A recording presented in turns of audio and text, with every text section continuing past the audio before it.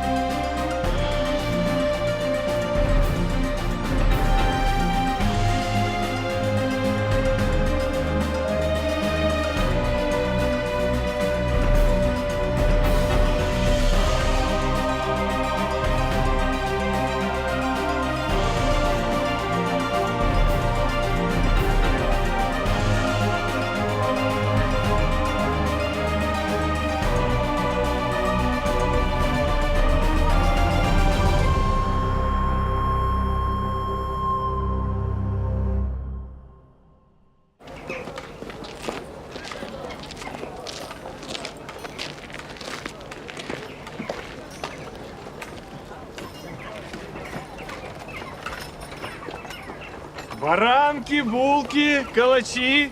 Только-только из печи, налетай. Добрый день. День добрый, сударь. Пахнет на всю улицу. Да, чего изволите? Даже не знаю. Да, не печалься, не плачь, покупай скорее калач, как говорится. Скажи, милейший, вот это контора Зуевых, верно? Точно так-с. Чего о них слышал? Да, гулящий он этот, Зуев-то, да. И со странностями поговаривают. Это как? Ну, вон, кстати, странность ихняя идет. Служанка Зуева. Горничная? Горничная, ага. Ну, ладно, давай. Баранки, булки, калачи. День добрый. Доброго здоровья. Хлеб свежий? Свежий, как всегда, из печи. Чего изволите, да. Булочку возьмите. Спасибочки. Благодарствую. Доброго здоровья.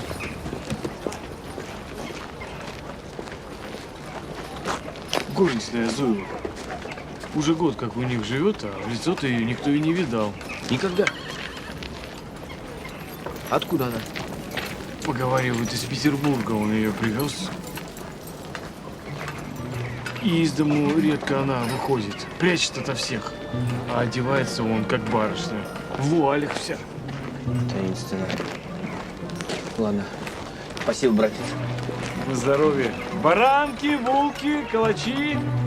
Господин Сеславин попросил меня, как своего адвоката, изложить вам его версию событий последних дней. Конечно, сам ведь он не в состоянии. Причину, по которой он возложил это на меня, вы поймете из моего рассказа. Итак, господин Сеславин действительно прибыл в Затонск для того, чтобы встретиться с мадам Дебо. Заметьте, в чем он не признался, даже будучи арестован. На это у него была причина. У него был заказ к мадам Дебо. Она должна была подобрать ему служанку или, вернее сказать, содержанку на время его длительного пребывания в Европе. А у него что, проблемы с дамами? Яков Платоныч, мой клиент человек занятой, к тому же он холост, а заниматься романами в Европе, на это у него не будет времени, поэтому служанка такого рода необходима ему для поддержания здоровья и, так сказать, душевного равновесия. Понимаю, служанка как нельзя лучше подходит для этой роли. Именно. По фотографиям, которые предоставила ему мадам Дебо, он подобрал себе девушку, за которую тут же внес соответствующий аванс. После чего мадам Дебо пообещала ему предоставить эту девушку через пару дней. Однако ни через пару дней, ни через неделю этого не произошло. На вопрос господина Сеславина, когда же он может наконец получить свой заказ, мадам Дебо повела себя весьма странно. Она всячески уклонялась от ответа, более того, постоянно настаивая на том, чтобы господин Сеславин покинул Затонск, а девушку, дескать, она привезет ему в Петербург. Причины объяснила? В том-то и дело, что нет. Но, безусловно, подобное поведение возмутило моего клиента, и он потребовал немедленного исполнения его заказа. Однако мадам Дебо предложила ему другую девушку, но мой клиент настаивал на той особе, которую он выбрал. Необычная, наверное, особа. Посмотреть бы на нее. Ну, к сожалению, он отказывается назвать ее имя. Значит, у него был мотив. Он хотел вернуть аванс. Был разгневан и принял переодетого Андре за мадам де Бо. И убил его. Яков Платоныч, все это домыслы, а нужны доказательства. И тем не менее, Виктор Иванович, он подозреваемый, пока останется у нас. Дежурный! Честь имею.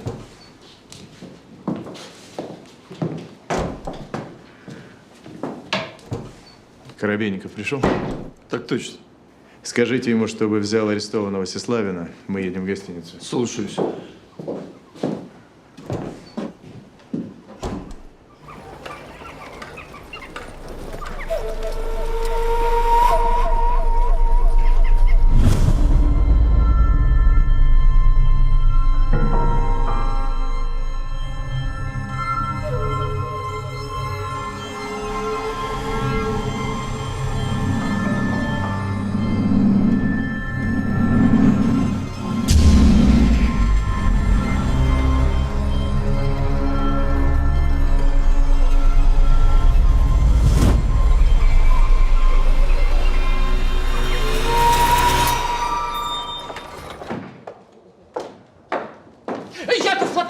Яков Платоныч, на 2 минуты. Простите, мне некогда. А вам мое предложение очень понравится. А я вас ведь вчера видел. Вечер.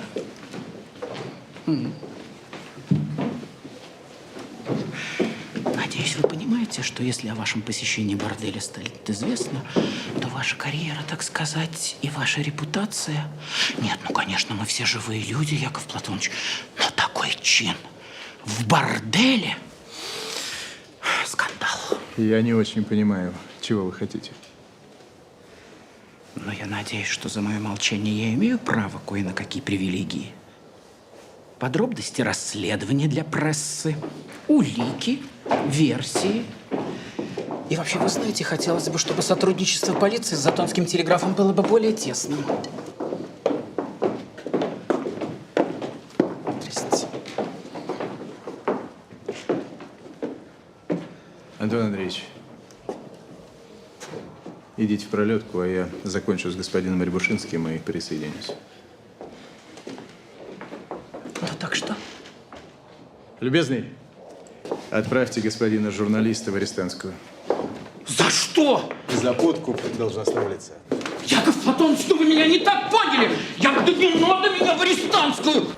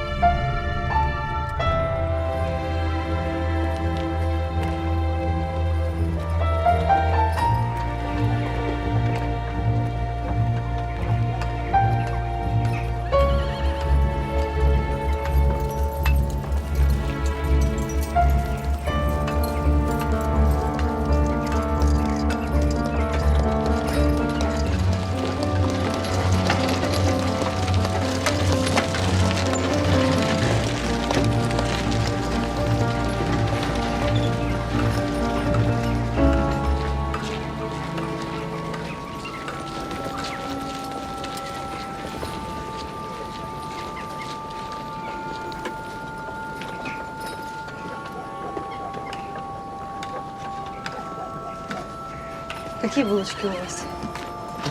Свежайшие. Только что из печи, сударыня. А не знаете, чей это дом?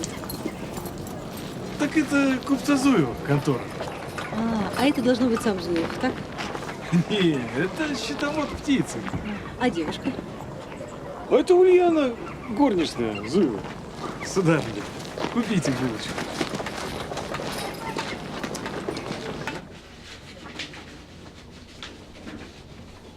Господин Сеславин, представьте, что это нож. Нанесите удар. Ударьте этого господина в грудь. Покажите, как бы вы это сделали.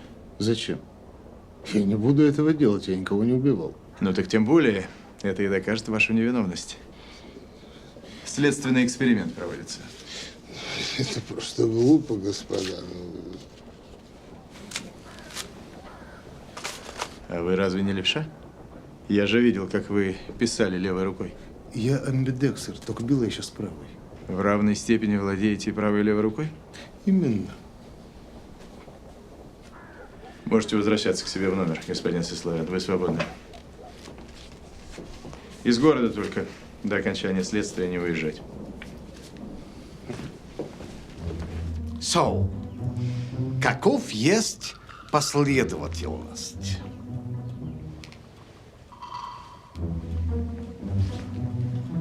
Итак, мы берем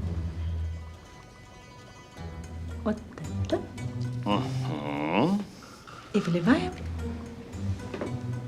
вот сюда.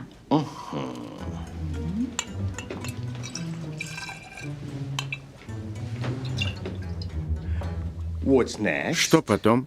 Потом мы берем вот это и выливаем вот сюда. И завершающий этап. И завершающий этап. Мы берем вот это, высыпаем вот сюда. No!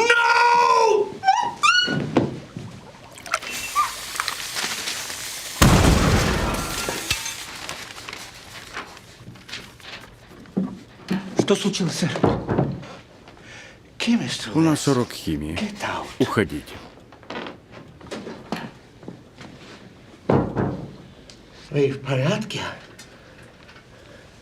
Я не хочу. Больше не хочу. Уроки химии я не хочу. Хорошо, хорошо. Пожалуйста, пожалуйста. Не надо уроки. Но мы же можем встречаться просто так, как люди. Как люди? Нет. Нет. Я люблю химию. Я буду. Я хочу.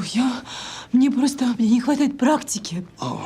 Вы не даете мне практиковаться. Вы должны мне показать вашу работу на практике. А вы мне вместо этого какие-то порошки подсовываете. Нет, это невозможно. Почему невозможно? Impossible. Опять impossible. А подвергать меня опасности. Вот это impossible. Что вы делаете? Вы это все подстроили, чтобы воспользоваться моей слабостью? Нет, простите меня. Вы переходите все границы. Простите меня, я так больше никогда. Я никогда больше. Ну, зачем же никогда? Никогда это лишнее.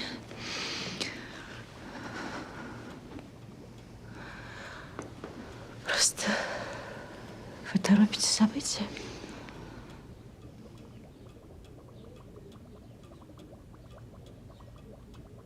Если бы Сеславин был преступником, он бы взял воображаемый нож в левую руку, чтобы ввести нас в заблуждение, ведь удары были нанесены явно правшой. Но ведь он не знал, что Андре был убит правой рукой. Ну, конечно, не знал, он не убийца. К тому же, судя по направлению нанесенных ударов, убийца был невысокого роста. А нож? Нож ведь у Сеславина. Доктор Милс не нашел никаких даже малейших следов крови. К тому же лезвие чуть шире, чем порезы на теле Андре. Что касается портье, он спал ночью. И, соответственно, Сеславин мог запросто пройти к мадам незамеченным. Да нет, ночью он был в борделе. Решил, видно, самостоятельно найти себе спутницу на время пребывания в Затонске. А такие сведения откуда? Я вчера заходил в бордель. Вот ведь как. И как? То есть, я хотел сказать, он нашел то, что искал? Да нет, все девушки показались ему слишком вульгарными по сравнению с его идеалом. Добрый день. Не помешаю? Да нет, вы проходите. Анна Викторовна, здравствуйте. Давненько вы к нам не заходили, совсем забыли нас. Не справляйтесь без меня. Ну, если честно, тяжеловато приходится. Вы присаживайтесь. А я вот решила помочь вам по старой дружбе. Слушаем вас. Скажите, пожалуйста, не разыскивается ли некая молодая особа по делу об убийстве Андре, ассистента некой мадам Дебо? Ну, не томите, рассказывайте. Это горничная в доме купца Зуева. Зовут Ульяна. И, по всей видимости, она попала в дом к купцу не без помощи этой мадам Дебо. Что же, получается, Зуева меня обманула. Она ходила к мадам Дебо по поводу этой горничной. Еще знаю, что Андре был влюблен в эту девушку. Да, и ее связывают странные отношения с конторщиком купца Зуева. Загадочная особа? Весьма. Она темнокожая. Негритянка. То есть, в самом деле? Да. Как? В наших краях? Откуда? Антон Андреевич, найдите ее и приведите к нам. Да.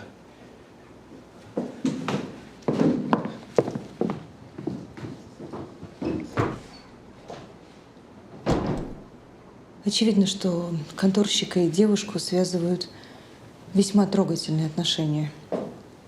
Я видела, как они разговаривали. Случайно, разумеется. Хотя чего уж там.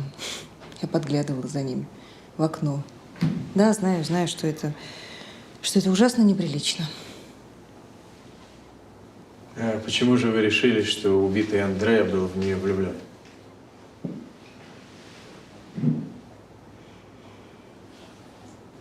Понимаю.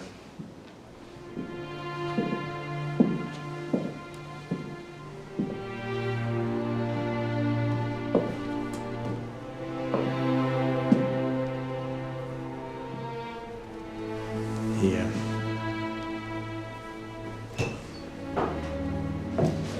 Ваше высокоблагородие, убийство. Где?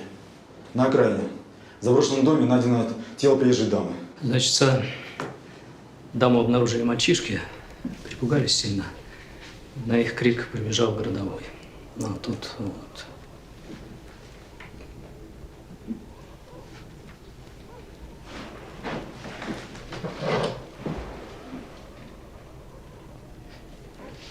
Первый удар был нанесен чем-то тяжелым по затылку, но сознание она не потеряла.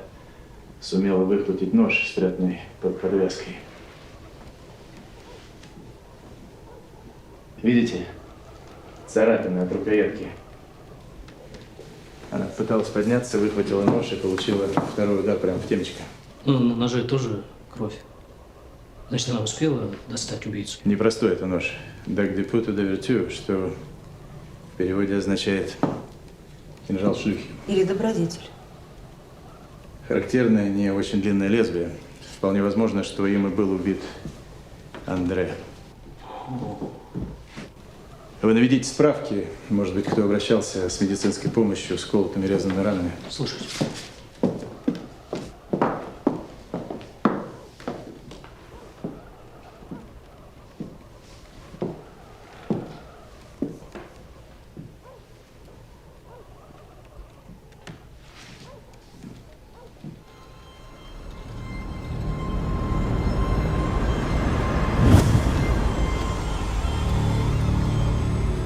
Кто вас убил? Скажите, кто?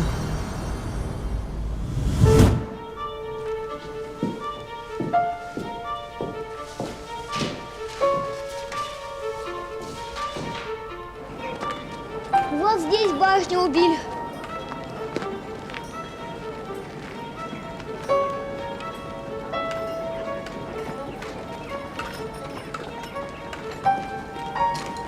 Слушай, Мирон, Яков Платонович приказал отвезти вас с нашим экипажем. Нет, спасибо, я сама пройдусь. Как вам будет угодно. Анна Викторовна, здесь произошло убийство? Простите, а мы знакомы с вами? Нет, я много слышал о вас, Сеславин, я из Петербурга. Знакома мадам Дебо. Так что, она убита? Да. К сожалению, это так. Боже мой, я в отчаянном положении. Только вы можете мне помочь. Я знаю о ваших способностях. Я даже хотел искать вас. Чем? Чем я могу вам помочь? Мадам обещала, что Ульяна будет принадлежать мне. И что теперь? Ульяна горничная купца Зуева? Да. Я ее выбрал. Я даже заплатил аванс, но Ульяна служит в другом доме. Помогите мне.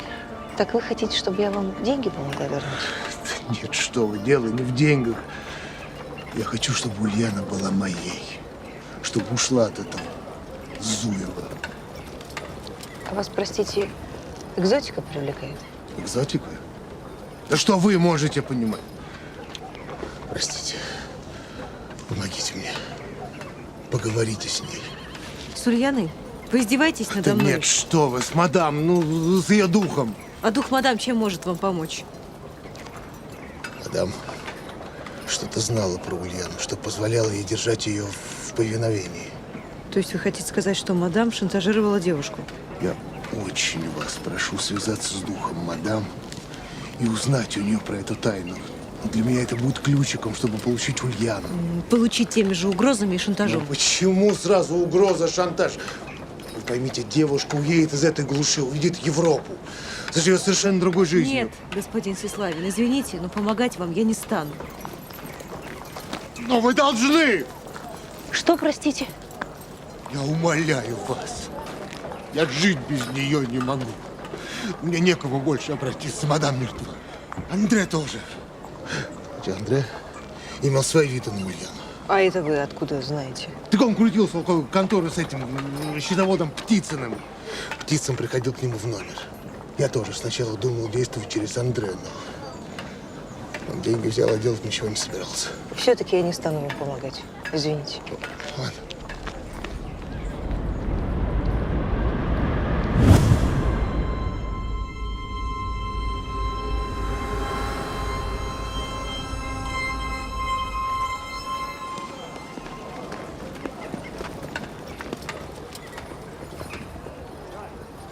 Добрый день. Добрый. Скажите, где ваша горничная? Я к вам домой заходил, никого там не застал. Не знаю. Как с утра ушла, так я ее и не видала. А брат ваш, он где? А брата с вечера не видала. Что-то случилось? Куда все подевались? Не знаю. Сама в тревоге.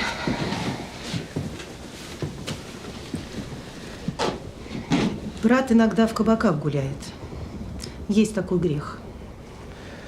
Ладно. Тут уж ничего не поделаешь. Скажите, ваш счетовод, он на месте? Птицын? Птицын. Отпустила я его. Не здоровится ему. Знаете что, в таком случае вам придется поехать со мной. Да, в управление. Собирайтесь. Собирайтесь, я здесь подожду.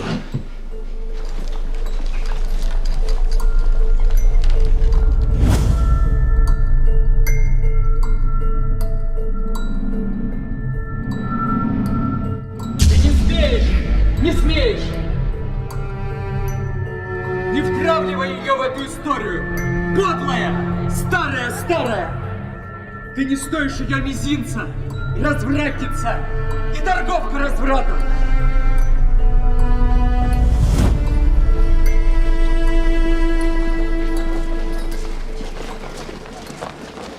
Лучше переждать, покуда суета вокруг смерти этого Андре уляжется. Но я не виновата. Полиция сейчас начнет хватать и правых, и виноватых. Надо переждать. Сколько ждать? Сколько?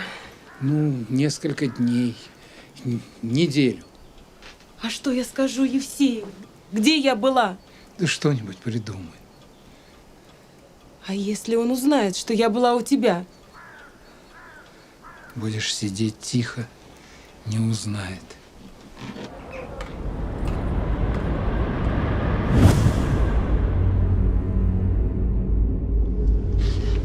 Чей же это дом?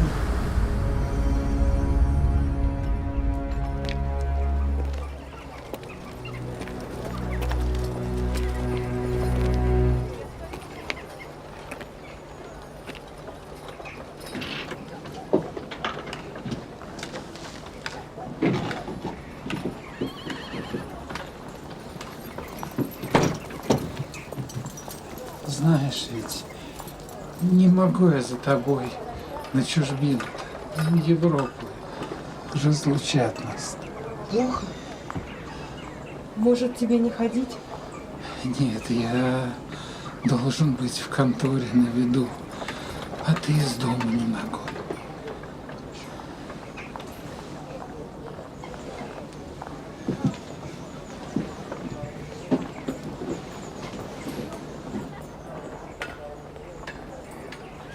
Ульяна, погодите. Можно с вами поговорить? Меня зовут Анна Миронова. О чем? Я знаю про вас и про купца Зуева. И про мадам Дебо я тоже знаю. Уходите, это не ваше дело. Постойте. Вы попали в скверную историю. Вам-то какая теперь забота? Мадам Дебо мертва. И я очень вам советую пойти в полицейский участок и рассказать господину штурману все, что вы об этом знаете.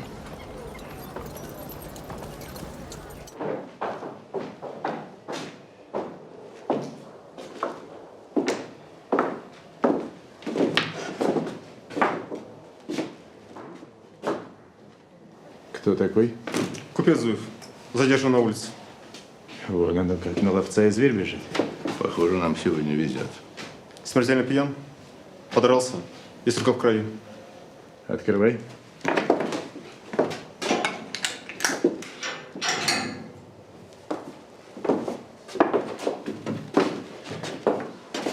А ну-ка давай, любезный, просыпайся. Яков Платоныч, так он же пьян, как сапожник. Да-да, ну вы правы. Очень возможно, что это рана от удара ножом, принадлежащая мадам Дебо. Знаете, когда человек пытается один ударить по, то другой защищается именно так, как вы, выставив вперед руку. Посмотрите, у него рана как раз на этом самом месте.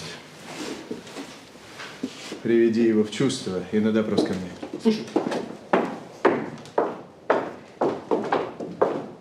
Ну, выпил лишнего, что за беда? Ну, подрался с кем-то ради забавы. И все-таки откуда порез? Там разберешь разве в свалке. Не помню я. Яков Платоныч, вот Тамара Зуева, а Ульяны дома не оказалось. Что с тобой? Да подрался по пьяной лавочке, ерунда. Ты-то как здесь? Да вот, привели, как преступницу какую. Вопросы какие-то непонятные. Антон Андреевич, езжайте к доктору Милцу. Попросите проверить, соответствует ли характер ран на теле Андре кинжалу мадам. Будет исполнено. Вы присаживайтесь.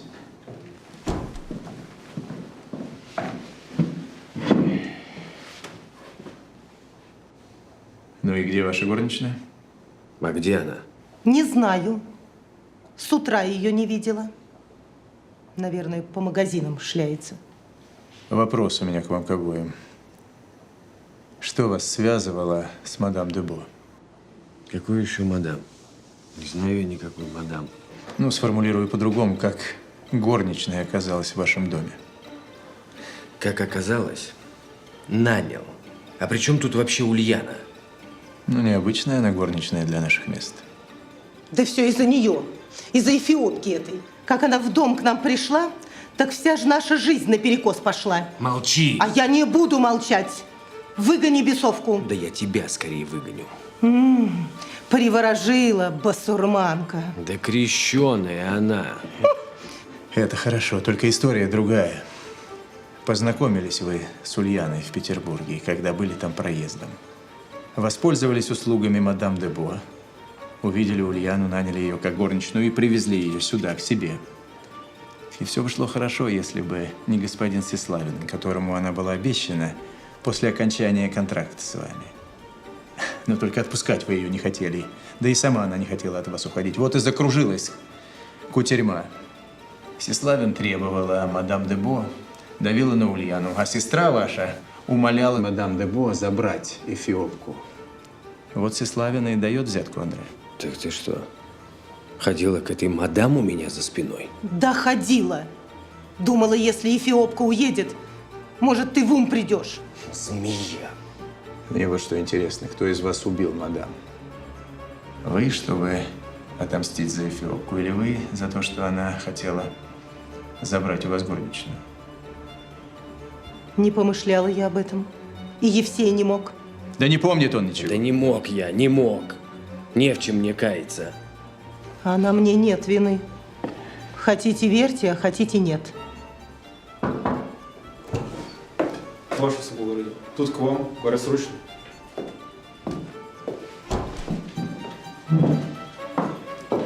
Здесь меня ждите. Яков Платоныч, я привела к вам Ульяну. Хорошо. Ну так я слушаю, рассказывайте. Так о чем рассказать-то? Ну, начните с того, что мадам Дебо приехала в Затонск для того, чтобы забрать вас от купца Зуева. Так и было. Только я мадам Дебо с тех пор и не видела. Вот это что. Только я вас вчера видел вместе с ней, ночью. Помните? А потом кто-то ударил мне по голове. Не другой ли это ваш поклонник, господин Птицын?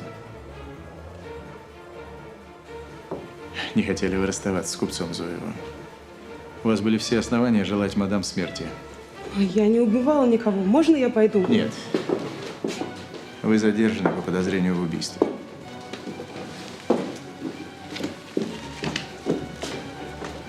Я не убивала никого. А кто убивал? Я не знаю. Посидите в арестантской, подумаете. Дежурный! Проводи.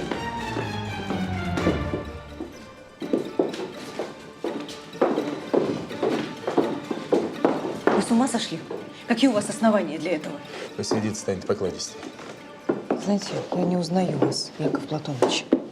Она что-то знает, говорить не хочет. Да и вообще надоела мне эта семейка. Это я уговорила ее сюда прийти и обещала, что вы во всем разберетесь. Так я и разберусь. Благодарю за содействие. А дальше я сам.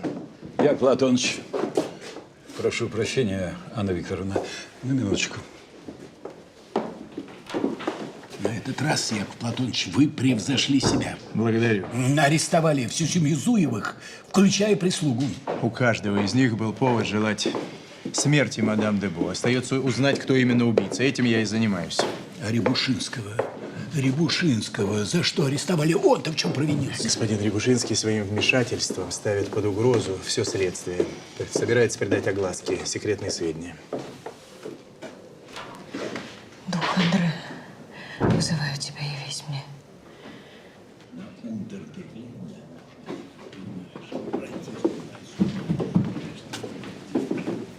Дух Андре, вызываю, явись. Скажи мне, кто твой убийца.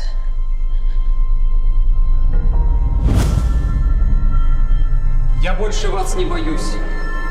Я вольный человек и желаю сам распоряжаться своей судьбой. На какие средства, милый друг? Свобода ни с чего горька на вкус. Пусть так. Но я познал настоящую любовь и не желаю больше ублажать вас и потакать вашим причудам. Бежать решила неблагодарная дворняжка. Не будь с такой же шавкой. Я заслужил свободу и любовь. И ей будет Ульяна. Не хотите отдавать ее мне, я буду бороться. Ульяна привыкла к достатку и комфорту. Куда ты с ней, с ее наружностью? В цирке выступать? Она не решается. Пока. Но я добьюсь своего. А между вами и мной все кончено. Без поворота. Ты мелкое ничтожество. Возомнение, что можешь так разговаривать с мадам Дебо? Я с радостью сниму это дурацкое платье и стану мужчиной, наконец. Андре, давай поговорим спокойно. Я не хочу иметь дело с извращенкой. Ты мне противна, старая ведьма. Мы начнем новую жизнь. Да, так и будет. Ничто нас не остановит.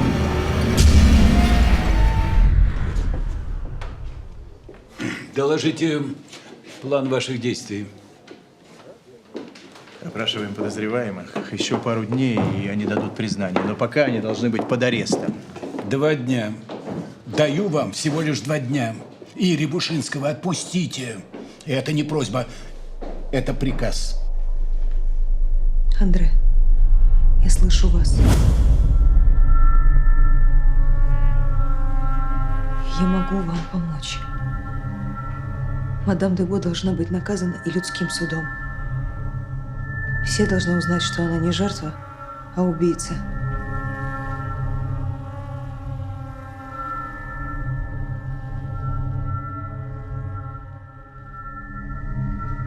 А Ульяна узнает правду. Узнает, что вы любите ее. Но, пожалуйста, прошу вас, мне нужны доказательства. Мне нужны улики. Андре, умоляю, помогите мне.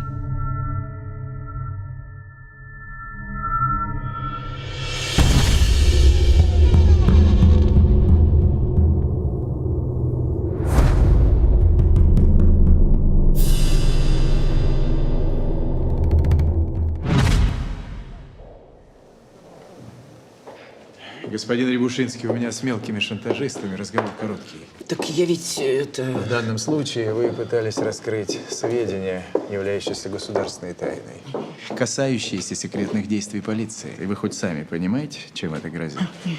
Государственная измена. Но я всегда готов к сотрудничеству, так что давайте рассказывайте, что вам известно о мадам Дебо. Мадам обещала мне раскрыть имя господина, который купил у нее горничную. Это нам известно. Дальше? Дальше я стал следить за семейкой Зуевых. И вот как-то однажды я заметил, что счетовод Зуева и его горничная... Понимаете, у них такие особые отношения, нежные. Счетовод? Ага. Вы свободны. Спасибо.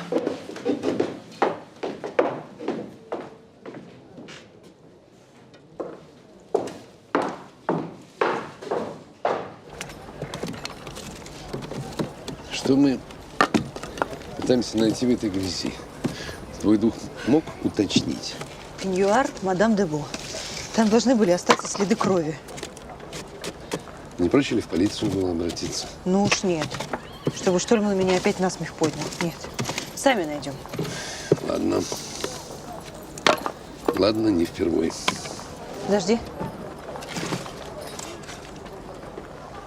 Ну вот же, что я и говорила. Это то, что мы искали? Да. Все? Теперь мы можем идти? Погоди. Может быть, теперь ты мне расскажешь, для чего же ты ходил к мадам? Ух ты, боже мой. Ну, протеже я хотел составить для одной своей знакомой.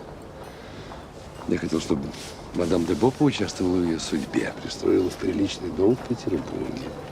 А что, есть те, для кого это будет благом? Ну, знаешь ли, если девушка прозябает в нашем борделе, то устроиться в приличный дом в Петербурге благо и есть. Вот оно все и прояснилось. Только я прошу тебя. Ну, понятно. Маме мы ничего об этом не скажем. Нет. Да? Да.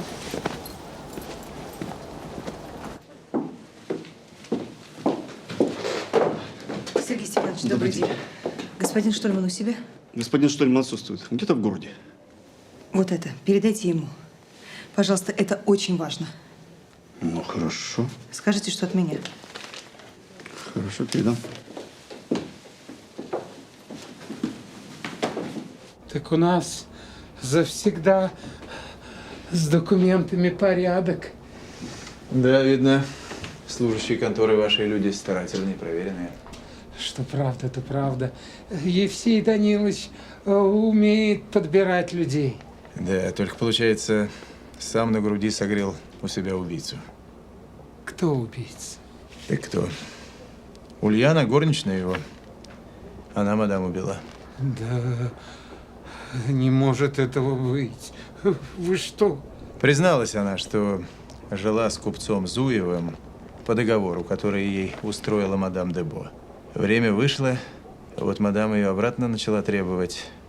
Даже угрожала. И вот она от нее и избавилась. Не убивала она. я бы знал. Это почему? Так отец ей. В юности я был в обслуге двора Его Величества. Там служил араб, это должность такая, лакей в покоях государевых. Араб был из Эфиопии, и у него была сестра. Вот с ней-то у меня и случилась любовь. И случилась дочка, Ульянушка. И вот она подросла. А как можно жить русской девушке с такой внешностью? Да, она жила с купцом по договору. Но теперь еще у них такая любовь, что их вряд ли кто разлучит. Вы не больны часом? Бледны, испарены? Душно здесь. А что это у вас? Это грозбух. Дайте-ка его сюда. Не сочтите за труд.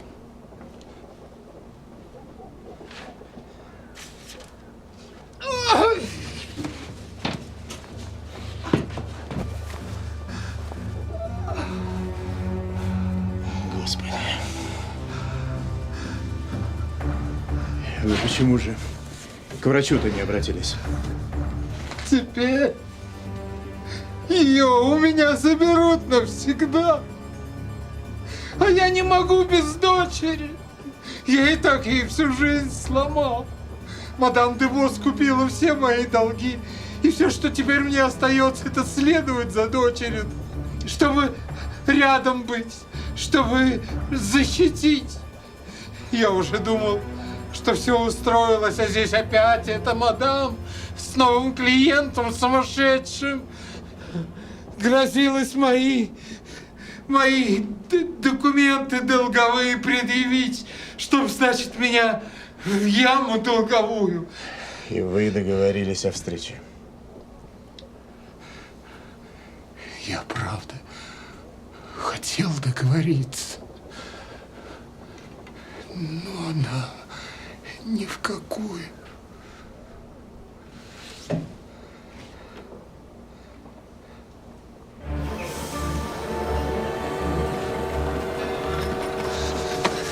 Милая моя, куда же ты, куда?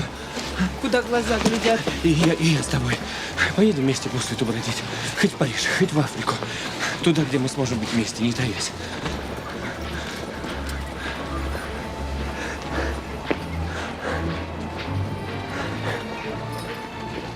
Отдохнуть вам надо, Анна Викторовна.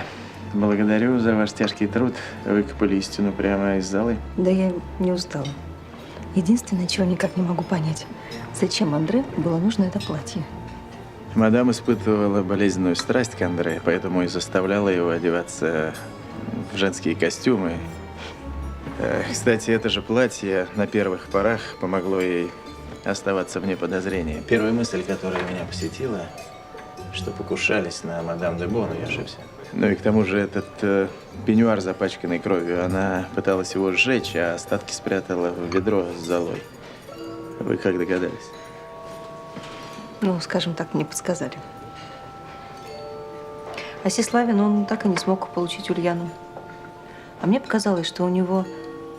Нет, даже не искреннее чувство, а какая-то одержимость этой девушкой. Да они как будто все с ума посходили. Что-то в ней есть.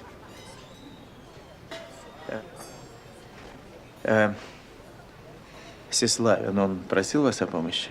Да. И что же вы? А я ему отказала. Почему? Сами говорите, искренние чувства. Ну, потому что он действовал через мадам Дебо. Хотел, понимаете, рабу за деньги купить.